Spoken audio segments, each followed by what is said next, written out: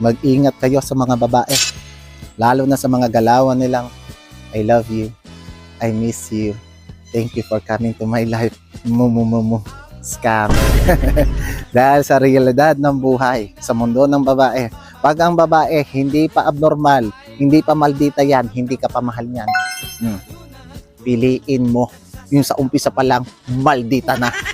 Yung tipong matutulog na lang kayo, yung tipong nag-uusap lang kayo, tapos maya-maya nag-aaway na kayo. Doon ka sa babaeng matapang, kahit kanino kaya kang ipaglaban. Doon ka sa babaeng masungit at mataray. Tanga na, pag ikaw minahal niyan, masungit yan, hindi namamansin niya. Pag may nagpapansin niyan, baka i-block niya pa eh. Higit sa lahat, doon ka sa babaeng ubod ng silosa, yung saksakan ng silosa. Maniwala ka sa akin, sa mundo niya, sa sariling mata niya, ikaw na yung pinaka-pogi, pinaka-gwapang nilalang sa buong mundo, sa balat ng langit at lupa. Kaya kung mamimili ka, doon ka sa babae pag tinignan mo sa labas, malambing at maganda. Pero sa loob, dragon.